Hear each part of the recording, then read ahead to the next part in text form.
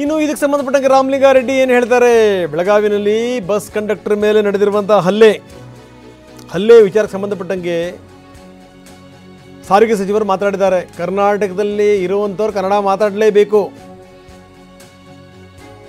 ಕಲೀಲೇಬೇಕು ಕನ್ನಡವನ್ನು. ಮರಾಠಿ ಬೇಕಿದ್ರೆ ನೀವು ಮಾತಾಡ್ಕೊಳ್ಳಿ, ಆದರೆ ನಮ್ಮ ಭಾಷೆ ಕಲ್ತಿರ್ಬೇಕು ನೀವು. ಇಂಥ ಘಟನೆ ನಡೆದಾಗ ಇದನ್ನು ಪಕ್ಷಾತೀತವಾಗಿ ನಾವೆಲ್ಲರೂ ಕೂಡ ಖಂಡಿಸಬೇಕು. ಯಾವಾಗಲೂ ಗೆಲ್ತಾ ಇದ್ದಂಥ MESನ ಸ್ಥಿತಿ ಏನಾಗಿದೆ ಈಗ? ಇದು ರಾಮಲಿಂಗಾರೆಡ್ಡಿಯವರ ಮಾತು.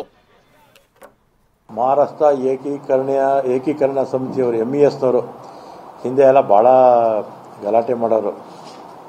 ಆಮೇಲೆ ಅಲ್ಲಿ ಮಹಾನಗರ ಪಾಲಿಕೆ ಮೇಲೂ ಕೂಡ ಕನ್ನಡ ಧ್ವಜ ಹಾಕೋಕ್ಕೂ ಬಿಡ್ತಿರಲಿಲ್ಲ.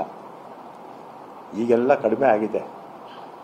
ಆದರೂ ಕೂಡ ನಿನ್ನೆ CBTಯಿಂದ ಸೂಳೆಕೆರೆಗೆ ಹೋಗುವಂಥ ಒಂದು ಬಸ್ಸಲ್ಲಿ ಕಂಡಕ್ಟರ್ ಹೆಸರು ನವೀನ್ ಅಂತ, ಆಮೇಲೆ ಡ್ರೈವರ್ ಹೆಸರು ನವೀನ್ ಡ್ರೈವರು, ಮಹಾದೇವ್ ಕಂಡಕ್ಟ್ರು. CBTಯಿಂದ ಸೂಳೆಕೆರೆಗೆ ಸೂಳೆಬಾವಿ ಹೋಗುವಂಥ ಸಂದರ್ಭದಲ್ಲಿ ಬಾಳೆಕುಂದ್ರಿ ಅಂತ ಒಂದು ಊರು ಬರುತ್ತೆ. ಅಲ್ಲೇನಾಗಿದೆ, ಮಹಿಳೆಯರು 2 ಟಿಕೆಟ್ ತೊಗೊಂಡಿದ್ದಾರೆ. ಮಧ್ಯದಲ್ಲಿ ಆ ಹುಡುಗನ ಹತ್ರ 0 ಟಿಕೆಟ್ ಇತ್ತಂತೆ. ಆಗ ಇವ್ರು ಕೇಳಿದ್ದಾರೆ, ಗಂಡಸರಿಗೆ 0 ಟಿಕೆಟ್ ಹೇಗೆ ಬರುತ್ತೆ ಅಂತ. ಆಗ ಇವ್ರಿಗೇನಾಗಿದೆ, ಭಾಷೆ ಸಮಸ್ಯೆ, ಅವ್ರಿಗೆ ಕನ್ನಡ ಬರಲ್ಲ. ಯಾರಿಗೆ? ಆ ಹುಡುಗ ಜೊತೆಯಲ್ಲಿದ್ದವ್ರಿಗೆ.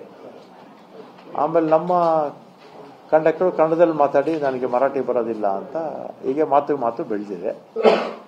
ಆಗ